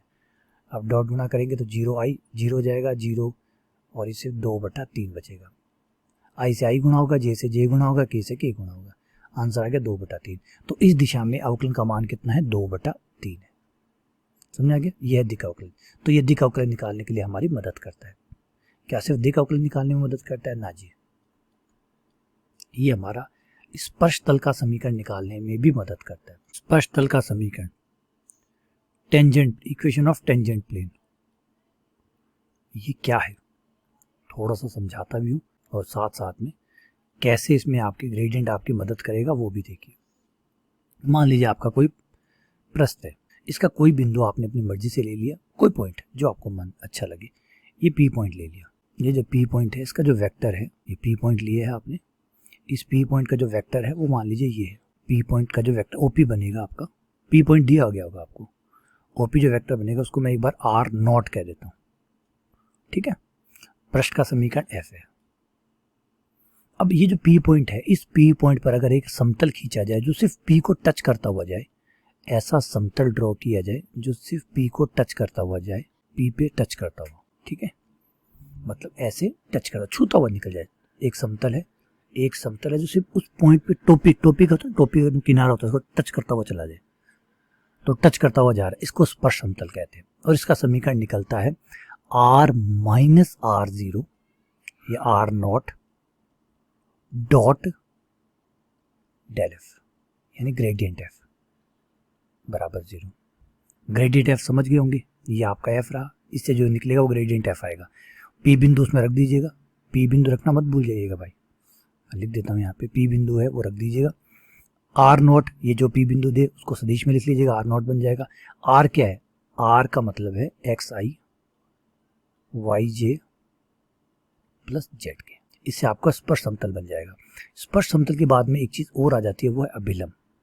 जब स्पर्श तल है तो अभिलंब भी होगा, बिल्कुल होगा सर। अभिलंब का समीकरण, normal, equation of normal, equation of normal, equation of normal. आपका ये जो पॉइंट है, ये जो स्पर्श तल खींचा है, स्पर्श तल के अभिलंब जो जाएगा, अभिलंब रेखा, उसका समीकरण ये आपका बनता है r माइनस आर नॉट। जो आपने डॉट गुणा की थी वहां डॉट मत करिए, क्रॉस करिए, बस डॉट मत करिए, बस क्रॉस करिए, और बराबर में जीरो वेक्टर। इससे जो समीकरण आपको मिलेगा वो अभिलंब का होगा। डॉट गुणा से आपको स्पर्श तल मिलेगा, क्रॉस गुणा से आपको अभिलंब का समीकरण मिलेगा। ठीक है, चलिए आगे आते हैं। अगला उपयोग, अभिलंब सदिश। सर अभिलंब समीकरण और अभिलंब सदिश, देखिए अभिलंब सदिश और अभिलंब के अंदर अभिलंब का समीकरण, अभिलंब का समीकरण का मतलब एक रेखा है जो कि स्पर्श तल के लंबवत है, उसको हम अभिलंब रेखा कहते हैं। अभिलंब सदिश का मतलब हो गया एक सदिश बताना है, उसकी दिशा में एक लंब सदिश बताना है। कोई रेखा रेखा नहीं है, बस एक दिशा है जो आपको पूछा गया है कि जैसे ये आपका कोई पृष्ठ है, ठीक है, इस पृष्ठ के किसी बिंदु P पर लंब दिशा क्या होगी। मतलब अगर मैं इस पे स्पर्श रेखा खींचूं तो स्पर्श रेखा पे लंब सदिश क्या होगा, ये एन कैप क्या होगा, ये एन सदिश क्या होगा, तो इसे अभिलंब सदिश कहते हैं। तो ग्रेडियंट आपकी मदद करता है अभिलंब सदिश निकालने में। वो जो आपका अभिलंब सदिश है वो आप ग्रेडियंट की सहायता से निकाल सकते हैं। आप किसी फलन का ग्रेडियंट निकालिए उस बिंदु P पर, तो उस P बिंदु पर आपको अभिलंब सदिश मिल जाएगा। उस बिंदु पर अभिलंब, देखिए फर्क है बेटा, एक रेखा होती है, एक दिशा होती है। रेखा नहीं बदल सकती, रेखा अपनी जगह रहेगी। आपका इसका अभिलंब जो है वो हमेशा यही रहेगा, इसका अभिलंब हमेशा इसी पॉइंट पर रहेगा क्योंकि इस पॉइंट P पे खींचा गया, ये अभिलंब रहेगा। लेकिन दिशा, ये देखिए ये सब दिशाएं, ये सब की सब दिशाएं। उत्तर दिशा किधर है, इधर है ना, थोड़ा सा इधर खिसक जाऊं तब अभी भी उत्तर रहेगा, थोड़ा इधर थोड़ा इधर थोड़ा इधर, किधर भी चला जाऊं हमेशा उत्तर दिशा इधर ही रहेगी। सही है, तो दिशा कोई एक लाइन नहीं है ना, एक लाइन जब फिक्स हो जाती है तो उसे रेखा कहते हैं। दिशा में ये फर्क होता है, दिशा का मतलब ये होता है कि एक साइड में आप जा रहे हैं, वो उस साइड में जाने वाली हर समानांतर रेखा दिशा ही कहलाएगी। ये अभिलंब सदिश आप इससे निकाल सकते हैं किसी भी प्रश्न का। 5 उपयोग बहुत है इसके। अधिकतम परिवर्तन की दर, या कई कहते हैं महत्तम, अधिकतम या महत्तम परिवर्तन की दर, परिवर्तन की दर, अधिकतम परिवर्तन की दर या महत्तम परिवर्तन की दर। आपका वक्र है, उस वक्र के हर बिंदु पे परिवर्तन तो आ रहा है, हर बिंदु पे परिवर्तन आ रहा है, लेकिन अधिकतम परिवर्तन कितना आ रहा है किसी बिंदु पर, ये कैसे पता चले, तो ये आपको बताता है आपका ग्रेडियंट। आप उस बिंदु पे जो ग्रेडियंट का मान निकालते हैं वो आपको महत्तम P बिंदु पर अधिकतम परिवर्तन की दर बताते हैं। P बिंदु पर अधिकतम या महत्तम परिवर्तन की दर बताता है कि कितना परिवर्तन अधिकतम इस बिंदु पर हो रहा है। P बिंदु पर अधिकतम परिवर्तन की दर बताता है। डॉक्टर गोखले वाली बुक में जाइए, प्रश्नावली में एक सवाल कर लीजिए, सारी बातें अच्छे से आपको और अच्छे से क्लियर हो जाएगी। अगर मैं यहाँ पे उस एक सवाल पे जाऊँगा, एक सवाल पे करूँगा तो ये ग्रेजुएशन बूस्टर ना रह के डिटेल लेक्चर हो जाएगा। इसलिए मैं सिर्फ आपको याद दिला रहा हूँ कि ये टॉपिक इसमें है, ठीक है ना। तो मैं बचना चाहता हूँ डिटेल में जब हम क्वेश्चन, जो पुराने क्वेश्चन आए वो करेंगे तो ज़रूर मैं आपको डिटेल दूंगा, लेकिन यहाँ मैं आपको नहीं करवाना चाहता क्योंकि डिटेल लेक्चर नहीं बनाना चाहता, फिर वो ग्रेजुएशन बूस्टर वाला जो आइडिया वो गायब हो जाएगा। तो क्लियर हुआ यहाँ तक आपको, ठीक है। चलिए आगे बढ़ते हैं। आगे ये काम आता है दो पृष्ठ के बीच में कोण निकालने के, दो पृष्ठों के मध्य कोण, angle between two surfaces, angle between two surfaces, to surfaces. दो पृष्ठ है आपस में काट रहे हैं, तो वो जिस बिंदु पे भी काट रहे हैं उस बिंदु पे उन दोनों सरफेसेस, ये मान लीजिए आपका पहला सरफेस है F, ये कोई दूसरा सरफेस है G, ये दोनों सरफेस जिस पॉइंट पर काट रहे हैं उस पॉइंट पर, उस पॉइंट P पर अगर मैं दोनों पे स्पर्श रेखा खींचूं तो ये जो बीच में बनने वाला कोण है ये कैसे ज्ञात होगा, उसके लिए हमारा जो ग्रेडियंट है वो हमारी मदद करेगा। cos थीटा बराबर प्लस माइनस डेल एफ। आपको P बिंदु पे डेल एफ का मान निकाल लेना है, डेल G का मान निकाल लेना है, उनकी डॉट गुणा कर देनी है, नीचे दोनों के परिमाण का भाग दे देना है। जैसे आप दो सदिशों के बीच का कोण निकालते हैं वैसे ही इससे आपको इन दो पृष्ठ के बीच में जो कोण बना है थीटा, वो आपको पता लग जाएगा। लेकिन याद रखिएगा आपको दोनों ही अवकलन, दोनों ही ग्रेडियंट निकालने हैं P बिंदु पर, दोनों ही ग्रेडियंट P बिंदु पर निकाल के यहाँ मान रखना है, ठीक है। तो ये सारे उपयोग थे ग्रेडियंट के। ग्रेडियंट इतना काम की चीज़ है और ये तो बहुत कम है क्योंकि बुक वाले को लिमिटेड ही बताने थे, वरना उपयोगों की तो बाढ़ आती है इसमें, इसलिए रुकना पड़ा, ठीक है। चलिए आगे बढ़ते हैं, आगे आ जाते हैं सर्व समीकरणों पे, आइडेंटिटीज पे। सर्व समीकरण आइडेंटिटीज बहुत कमाल की आइडेंटिटीज है, ध्यान से देखिएगा और कहीं लिख लीजिएगा इनको, क्योंकि हो सकता है, चांसेस है कि एक आइडेंटिटी ही क्वेश्चन में पूछ ली जाए। तो सबसे पहले identity number first, del dot u एक अदिश फलन है, ए एक सदिश फलन है।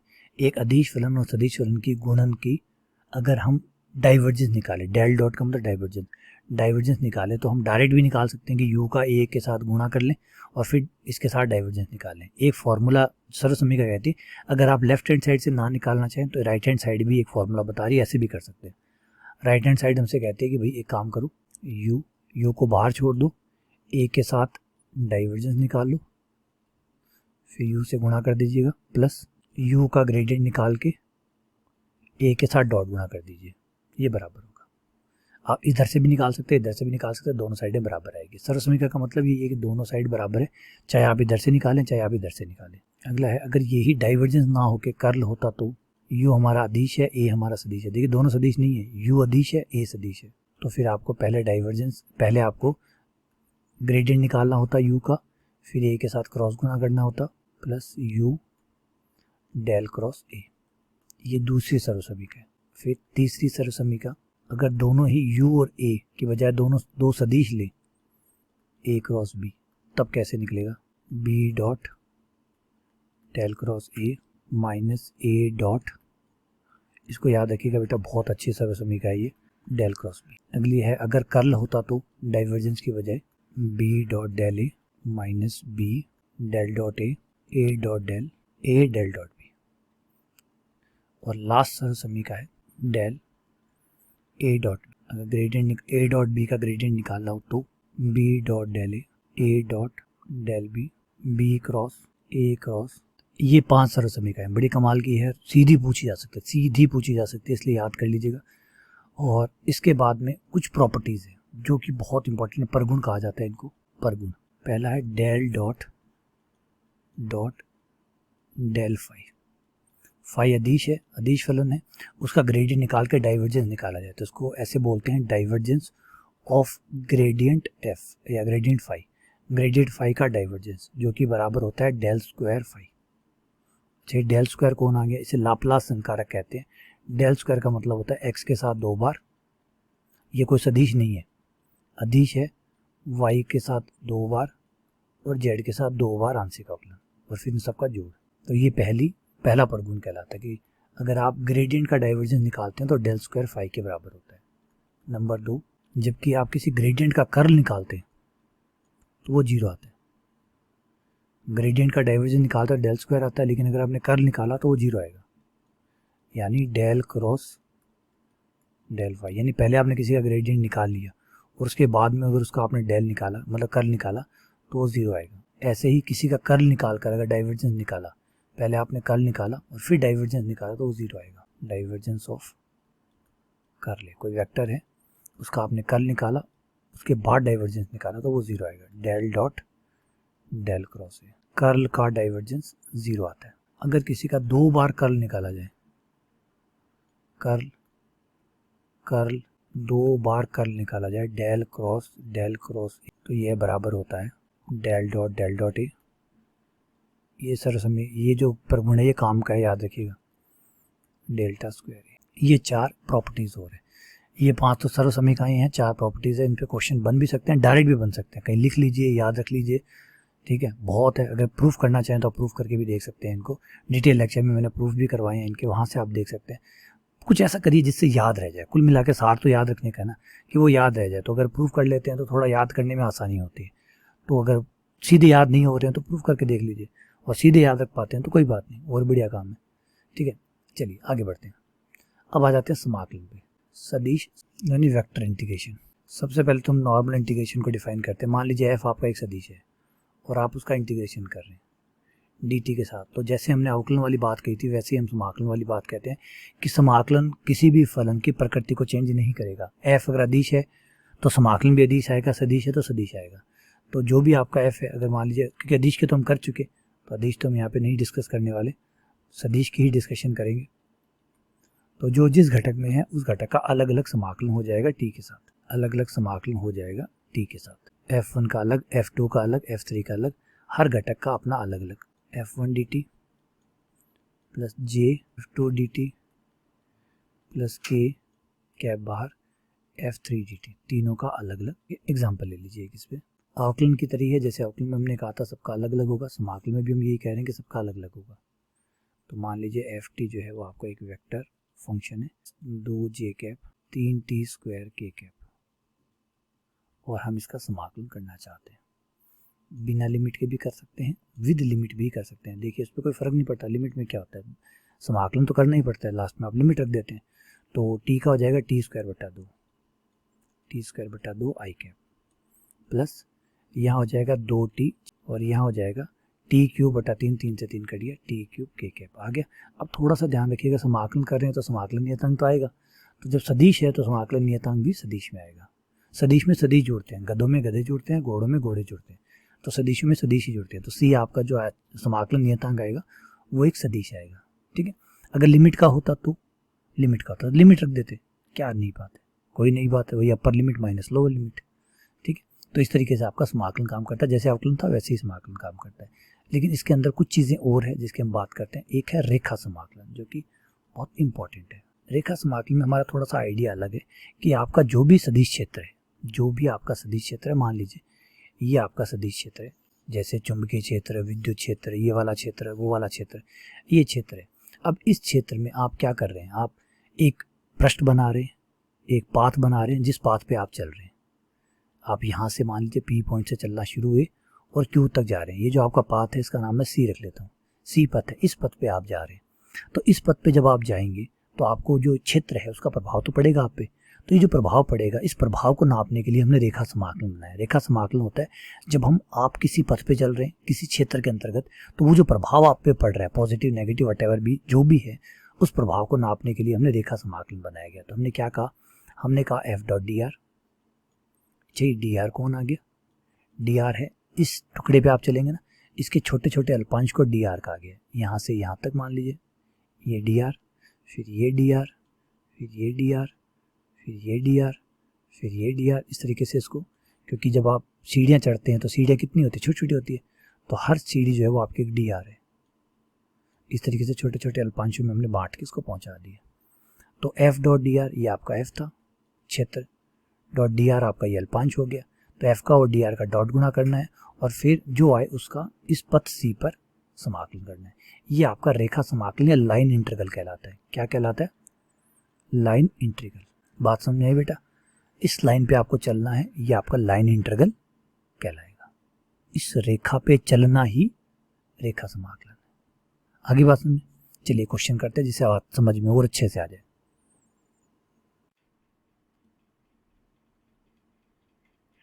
एग्जाम्पल देखिए, मान लीजिए ये आपका सदिश f है, सदिश फलन है, जो कि बताया गया x y i cap plus x square plus y square j cap. ये आपका f कोई सदिश क्षेत्र है, सदिश फलन है, जो चाहे वो उसको कह सकता है। उसके बाद में जो पथ दिया गया, जिस पथ पे आपको ये करना है, वो एक परवलय है y बराबर एक्स स्क्वायर माइनस 4। इस परवलय पे आपको चलना है, ये आपका पथ है। ये जो परवलय जो भी पथ बनाएगा इस पथ पे चलना है। अच्छा, कहाँ से कहाँ चलना है ये भी तो बताना पड़ेगा। पथ तो पता चल गया, जैसे मान लीजिए दिल्ली और जयपुर हाईवे, आपको मेगा हाईवे पे चलना है, लेकिन कहाँ से कहाँ चलना है पूरा ये भी है। तो चलिए जयपुर से दिल्ली चलना है तो भी बता दीजिए, कोई बात नहीं, लेकिन बताइए तो सही कहाँ से चलना है कहाँ तक। ये तो हाईवे हो गया, ये तो पथ हो गया जिस पे आप गाड़ी चलाएंगे, लेकिन कहाँ से किसके बीच में चलाएंगे ये भी तो बताइए। तो ये बताया गया है कि 20 इस पे एक पॉइंट है, वहां से आपको गाड़ी शुरू करनी है, से लेकर एक पॉइंट है 410, उस पे जाके गाड़ी को रोक देना है। इतना आपको चलना है। तो बताइए रेखा समाकलन कितना होगा। ध्यान से समझ में ये बात क्या है, ये है f जिसके अंतर्गत आप गाड़ी चला रहे हैं। ये अंतर्गत क्या होता है सर, मान लीजिए हवाएं चल रही है, अब हवा आके आपसे टकरा रही है, तो अब हवा आपसे टकरा रही है तो आपकी गाड़ी प्रभावित होगी। हो सकता है गाड़ी की स्पीड बढ़े, पीछे से हवा लग रही हो तो गाड़ी की स्पीड बढ़ रही हो सकता है सामने से हवा लग रही हो तो गाड़ी की स्पीड रुक रही हो। तो वो जो हवा चल रही है, तेज हवा चल रही है, उस प्रभाव में आप गाड़ी चला रहे हैं। और गाड़ी चला कौन सी सड़क पर है? इस सड़क पर चला रहे हैं। और इस सड़क पे भी आप कहां से कहां तक चला रहे हैं? इससे यहां तक चला रहे हैं, इस पॉइंट से इस पॉइंट तक। तो ये बता रहा है कि जो हवा के अंतर्गत, इस पूरे हवा के अंतर्गत आप इस पथ पर इस बिंदु से इस बिंदु तक गाड़ी चलाएंगे तो आपका रेखा समाकलन कितना होगा, ये आपको बताना है। तो आइए बात करते हैं रेखा समाकलन की। कोई भी मुश्किल काम नहीं है। रेखा समाकलन होता है F.dr, और वो भी जिस पथ पे आप चाहते हैं।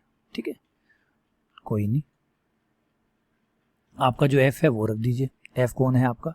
2xy i cap plus x square plus y square j cap, ये लीजिए F हो गया। डॉट dr का मतलब r क्या था?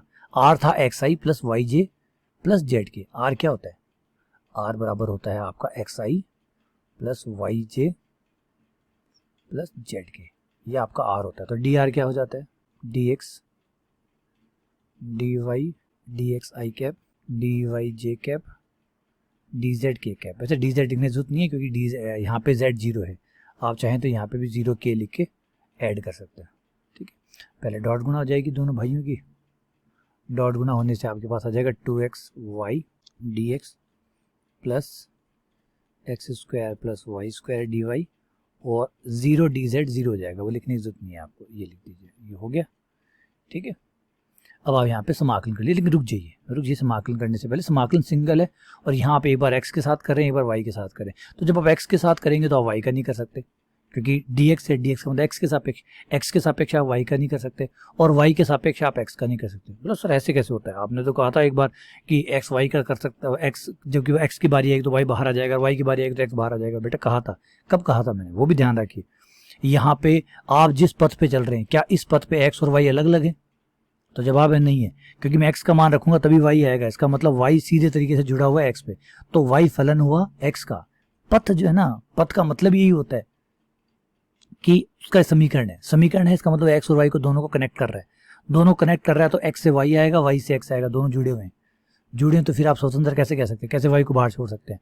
जब x के सापेक्ष अवकलन हो रहा है, समाकलन हो रहा है, तो y को नियतांक कैसे मान सकते हैं? स्वतंत्र थोड़ी है ये, स्वतंत्र होते तो y बाहर आ जाता, लेकिन स्वतंत्र नहीं है, इसलिए करना पड़ेगा। इसलिए y को x के पदों में लिखिए। कैसे लिखेंगे? इसी से लिख देंगे, ये रहा y बराबर एक्स स्क्वायर माइनस 4, बस।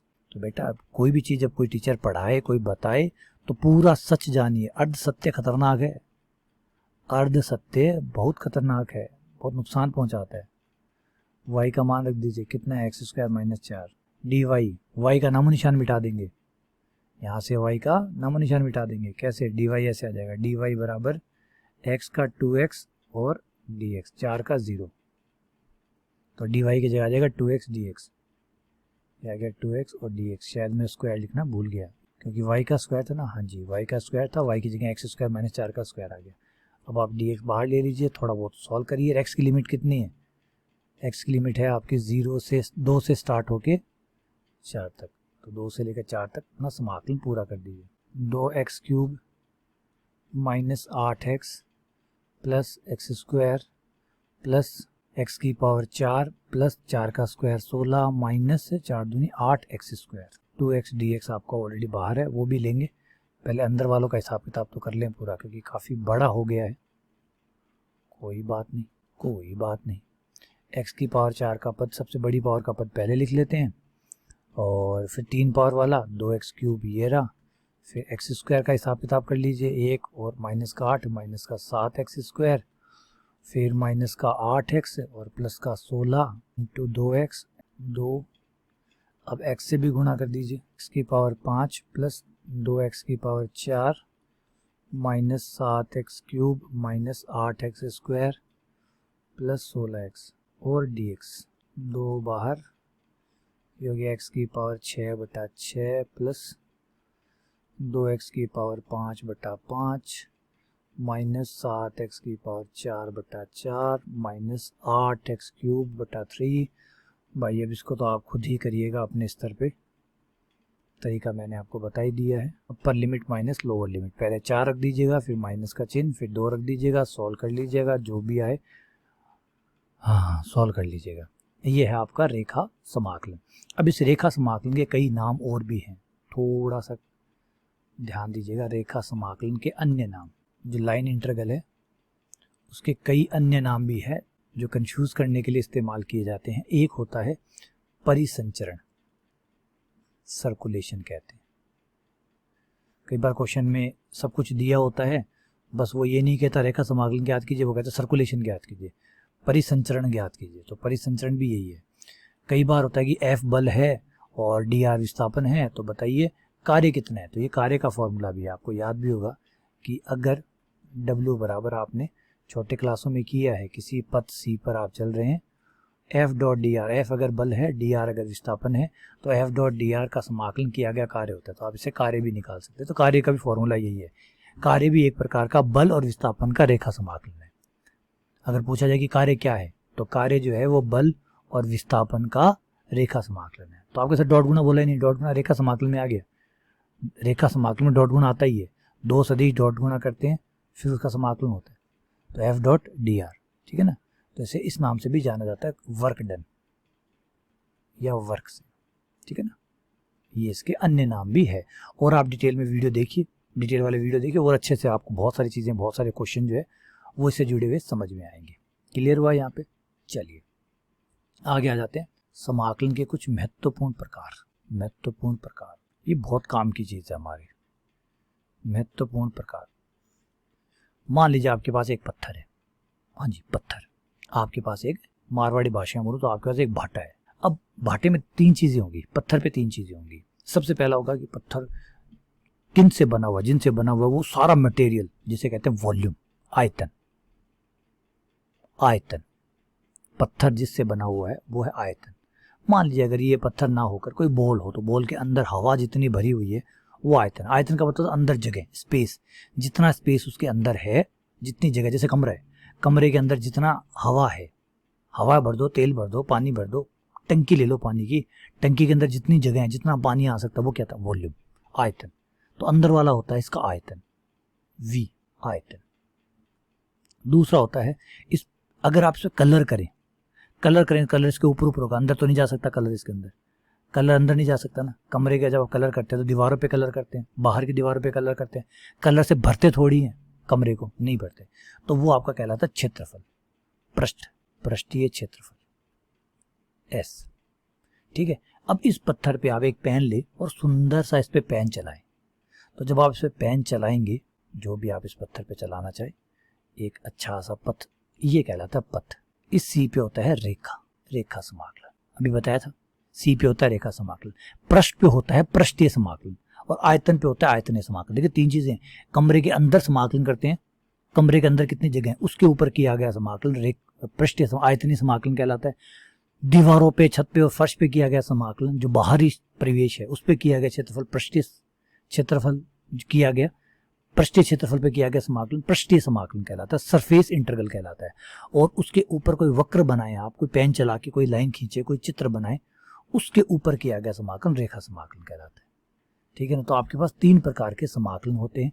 V पे किया गया समाकलन क्या कहलाएगा, आयतनीय समाकलन, वॉल्यूम इंटीग्रल, आयतनीय समाकलन, इसमें तो dV, dV मतलब आयतन के सापेक्ष किया गया समाकलन।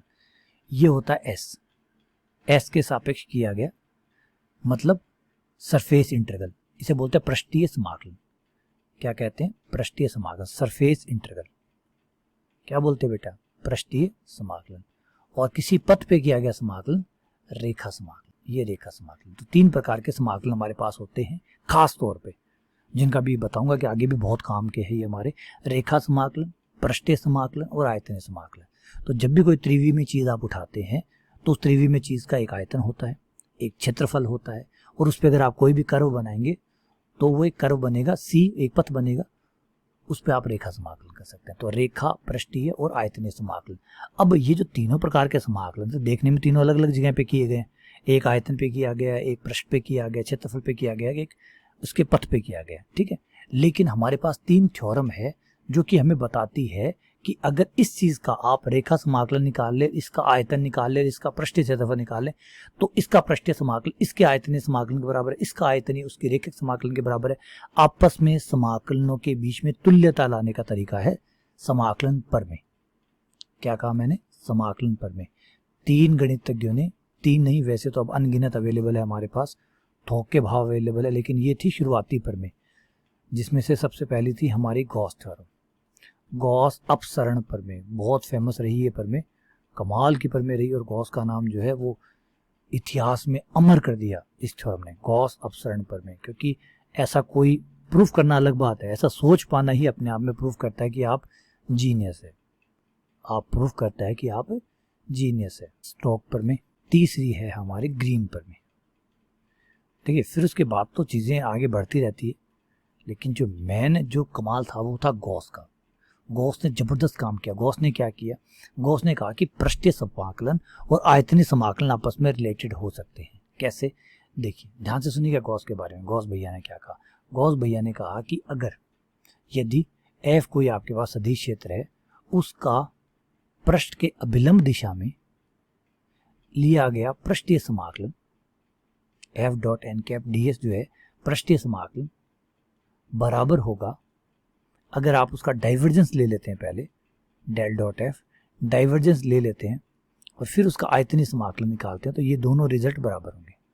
ध्यान देखिए, इस तरफ पृष्ठीय समाकलन, इस तरफ आयतनीय समाकलन, दोनों में क्या फर्क है? एक पृष्ठ पे किया गया, एक आयतन पे किया गया। लेकिन ध्यान से सुनिएगा भाषा को, भाषा बहुत इंपॉर्टेंट है। भाषा है कि ये जो कोई वस्तु है, इस वस्तु का जो पृष्ठ है, इसका जो पृष्ठ है, इस पृष्ठ के ऊपर किया गया अभिलंब दिशा में, जो आपका एफ है, एफ हो सकता है इस दिशा में जा रहा हो, लेकिन हमें इस दिशा में नहीं चाहिए, हमें इसकी लंब दिशा में चाहिए। तो एफ का मान लंब दिशा में लेना है। मतलब जैसे ना कांटे बाहर निकल के आ रहे हो, जैसे बॉल पे कांटे हो ना, ऐसे कांटों वाली बॉल कैसी होती है देखी ना आपने, वो चुभने वाली बॉल होती है कांटों वाली, हर बॉल के हर कोने पे कांटा बाहर निकल रहा होता है। ऐसे आपको एफ जो है वो लंब दिशा में लेना है। लंब दिशा में लेके आपको पृष्ठीय समाकलन निकालना है।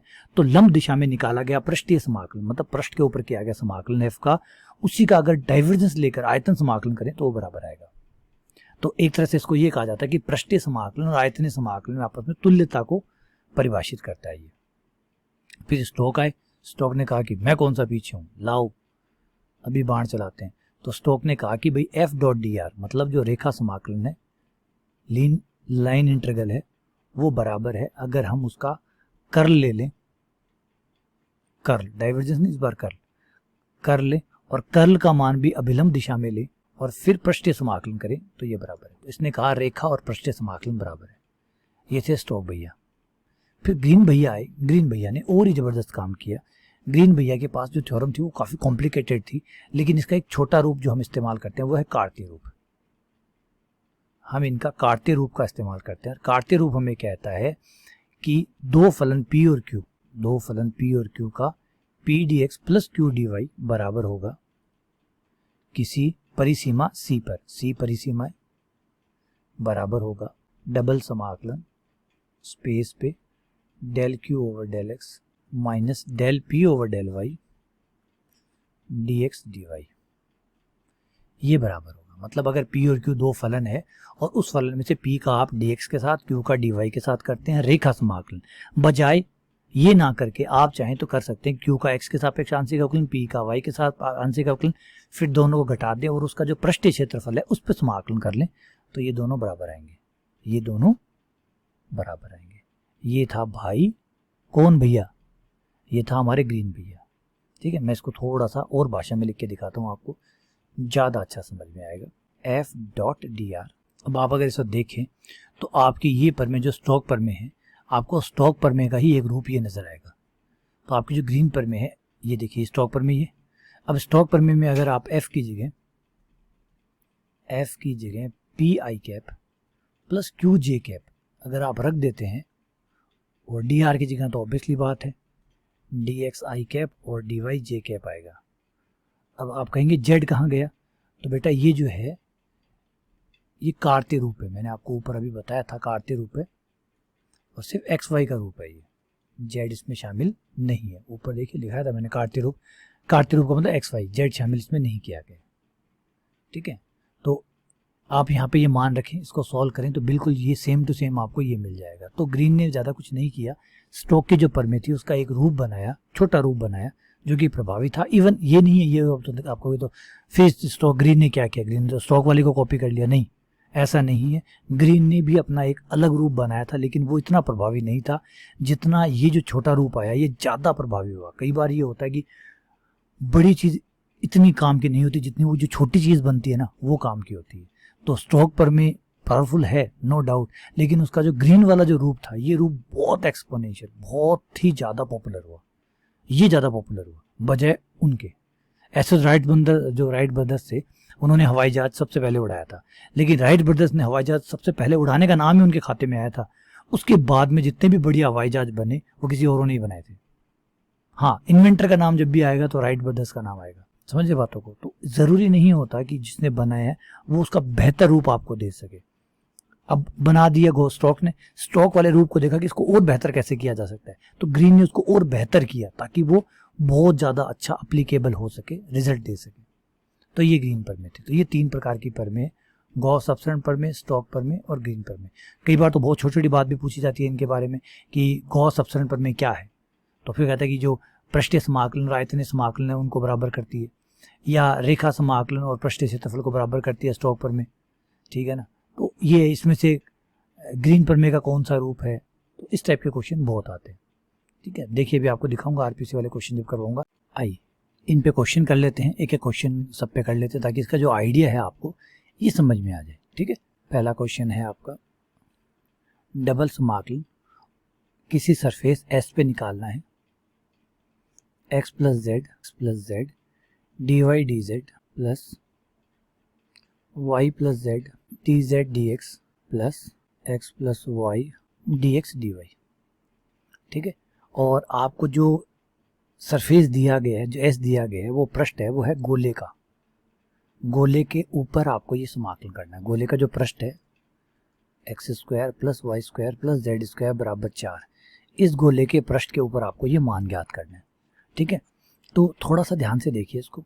तो मैं इसको ऐसे लिख सकता हूँ, कैसे, इस तरीके से, दो पार्ट्स में अलग करके, X plus Z I cap plus Y plus Z J cap plus X plus Y K cap dot D Y D Z I cap plus D Z D X J cap plus D x D Y K cap, ठीक है भाई, ये हो गया। अब आप यहाँ देखेंगे कि ये तो आपका f बन गया, f डॉट ये आपका ds बन गया, ये ds होता है, ये होता है वाई जेड तल का क्षेत्रफल, ये होता है जेड एक्स का तल का क्षेत्रफल, ये होता है एक्स वाई तल का क्षेत्रफल, तो ये ds बन गया। तो ये f डॉट ds पूछ रहा है और हमें पता है कि f डॉट ds जो है वो गॉस अपसरण प्रमेय के हिसाब से बराबर होता है डेल डॉट f dv के। हम इसकी बजाय ये निकाल सकते हैं। अब आपको एक दिमाग में ज़रूर आ रहा होगा, देखिए डिटेल की बात डिटेल में ही होती है तो ज़्यादा अच्छा रहता है। थोड़ा सा हिंट जरूर दूंगा आपको यहाँ पे कि ये वाला नहीं निकाल के ये क्यों निकाला। अगर हम ये वाला निकालते तो समाकलन में बहुत दिक्कत आने वाली थी। क्यों?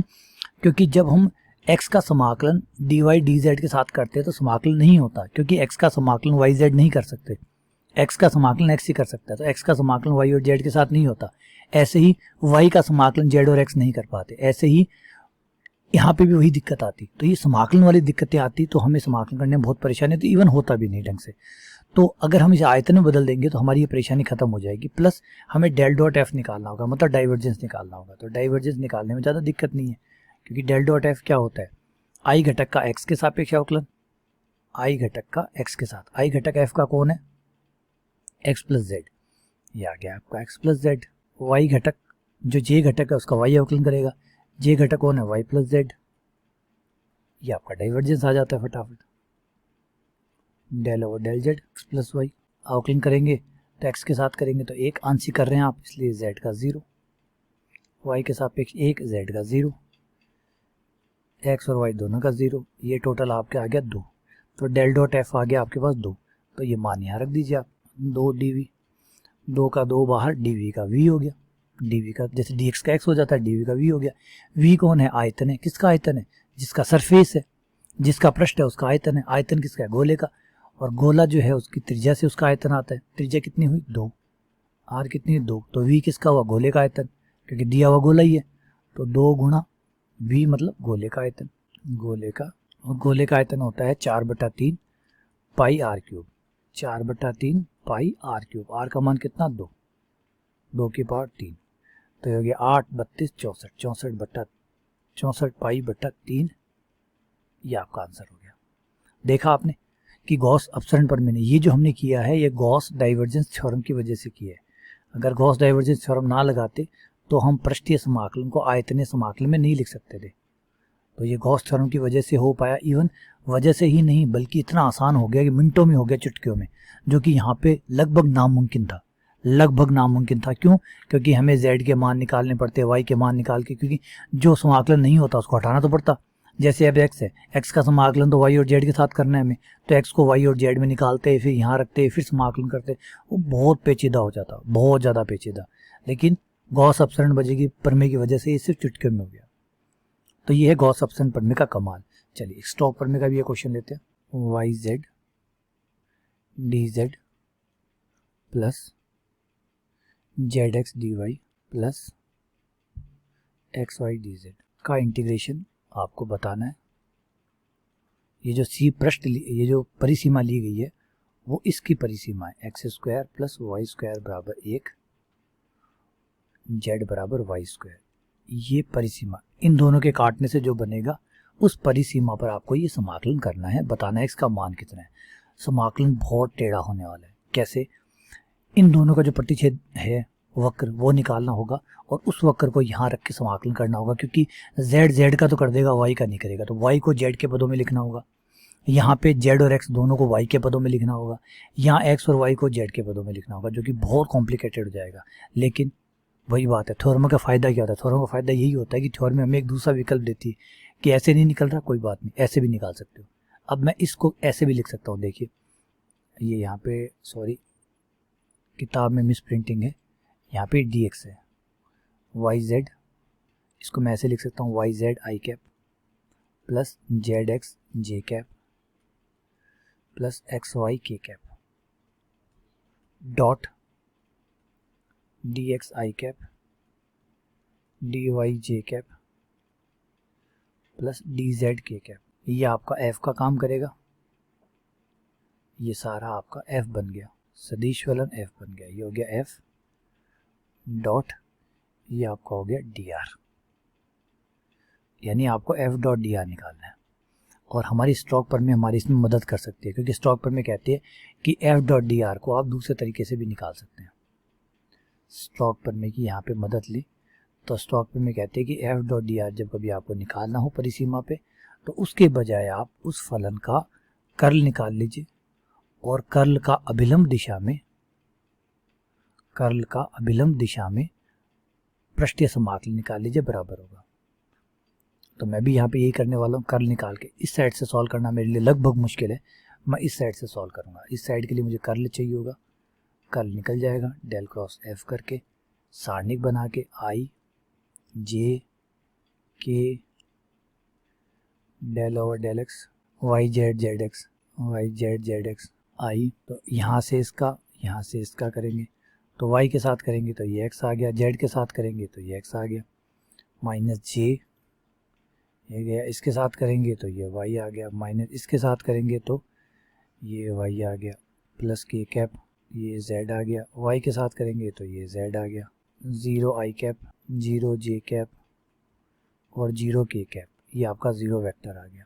ये तो 0 आ गया, तो डेल क्रॉस एफ 0 आ गया, तो आपका समाकलन भी 0 आ जाएगा, क्योंकि समाकलन भी अगर डेल क्रॉस एफ है ही नहीं, वो 0 है, तो फिर आप समाकलन करेंगे किसका?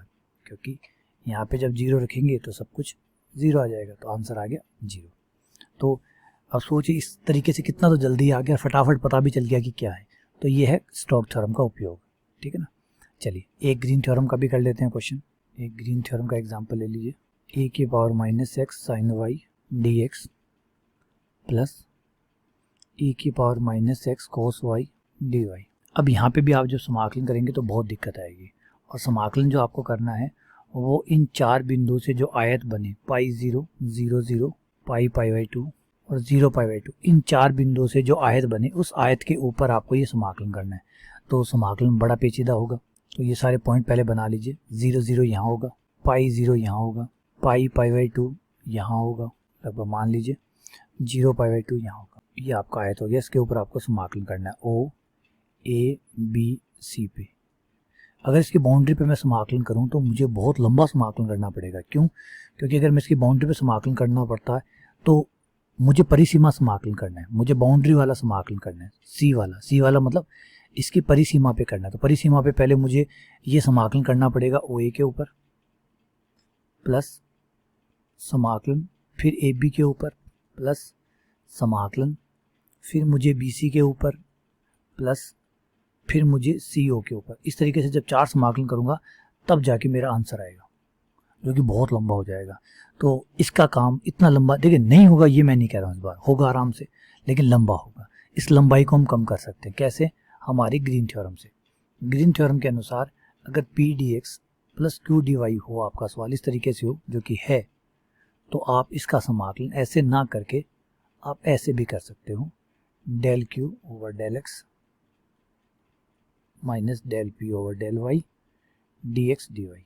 आप ऐसे भी डायरेक्ट, तो हम अगर इसकी मदद लें तो हमारा काम बड़ा ही आराम से हो जाएगा। Del q over del x, पहले पी और क्यू पता कर लीजिए, कौन है पी कौन है क्यू।